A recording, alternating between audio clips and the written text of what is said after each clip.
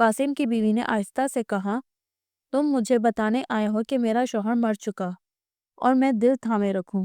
میں سمجھ گئی کہ تم اس معاملے کو چھپانا کیوں چاہتے ہو۔ جو کہنا ہے کہو، میں سن رہی ہوں۔ علی بابا نے پہلے اسے بتایا کہ وہ غار تک گیا جہاں اسے قاسم کی لاش ملی۔ اس نے مزید کہا، جو ہوا سو ہوا۔ قاسم کا قصہ تو ختم ہو چکا، میں جو اب کہنے لگا ہوں وہ شاید تمہیں اچھا نہ لگے۔ میں چاہتا ہوں کہ تم مجھ سے شادی کر لو۔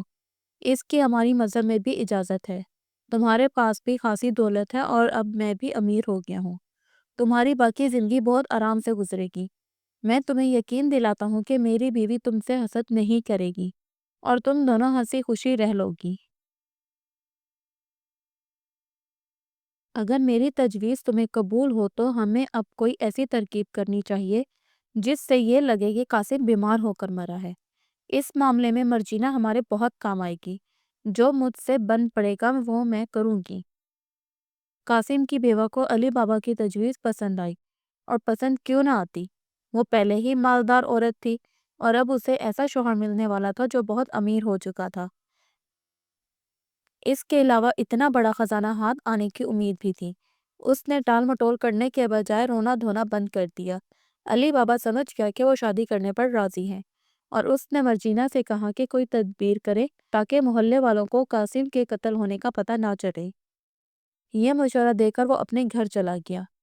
مرجینہ اسی وقت ایک دوا فروش کی دکان پر گئی اور ایسی دوا طلب کی جو بہت زیادہ بیمار آدمیوں کو دی جاتی تھی۔ دوا فروش نے پوچھا کہ کون بیمار ہیں،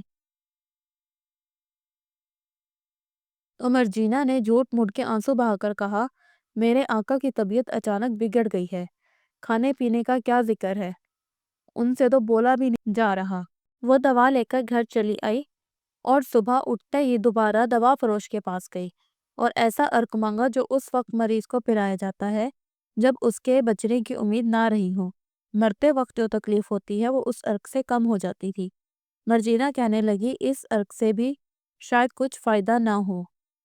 افسوس کہ میرا نیک آقا ہم سے جدا ہونے والا ہے۔ علی بابا اور اس کی بیوی بھی دن بھر قاسم کے گھر کے چکر لگاتے رہے۔ انہوں نے صورت ایسی بنائی رکھی جیسے بے حد غمزدہ اور پریشان ہو۔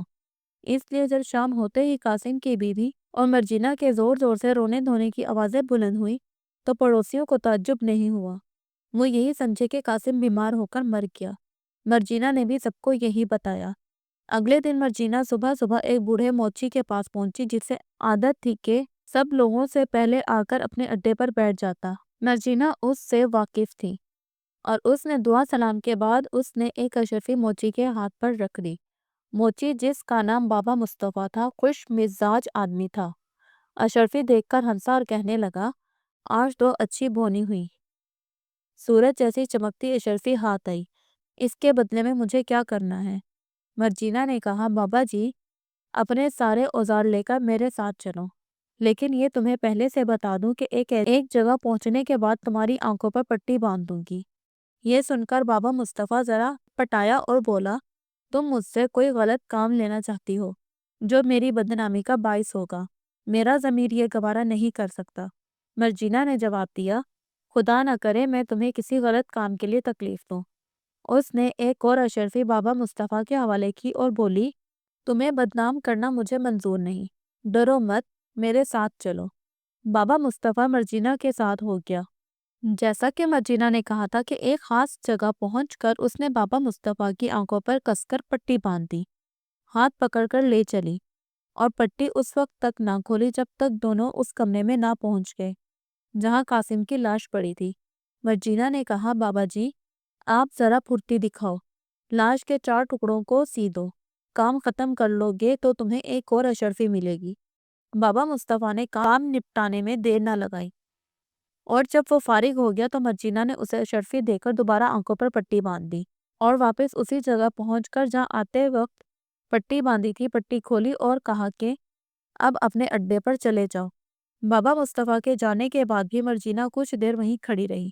اسے خطرہ تھا کہ بابا مصطفیٰ یہ معمہ حل کرنے کے لیے اس کا پیچھا نہ کرنے لگے۔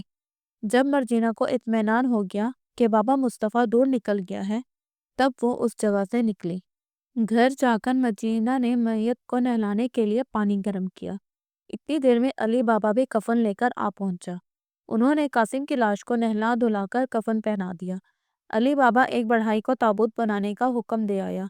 مرجینہ اور علی بابا نے بڑھائی کو اندر نہ آنے دیا۔ تابوت اٹھا کر خود ہی گھر میں لے آئے اور قاسم کی لاش کو اس میں لٹا دیا۔ تابوت میں کیلیں ٹھونک کر مرجینہ مسجد کے امام کے پاس گئی اور کہا جنازہ تیار ہے۔ جو لوگ مردوں کو غسل دینے کا کام کرتے تھے ان سے کہا ان کی ضرورت نہیں رہی، مردے کو نہلایا جا چکا ہے۔ مرجینہ کے گھر لوٹتے لوٹتے امام مسجد اور دوسرے لوگ آ کر جمع ہو گئے۔ وہ جنازہ اٹھا کر امام مسجد کے ساتھ چلے، نماز جنازہ پڑھی گئی۔ پھر انہوں نے قبرستان کی راہ لی۔ بہت سے پڑوسی اور علی بابا جنازے کو کندھا دینے کے لیے ساتھ تھے۔ مرجینہ ابھی روتی پیٹتی اور بال نوچتی قبرستان تک گئی۔ قاسم کی بیوہ کے پاس جو گھر پر تھی، پڑوسیوں اور جاننے والوں کا مجمع لگ گیا۔ وہ ماتم کرتی اور بیوہ کی ڈھارس بندھاتی رہی۔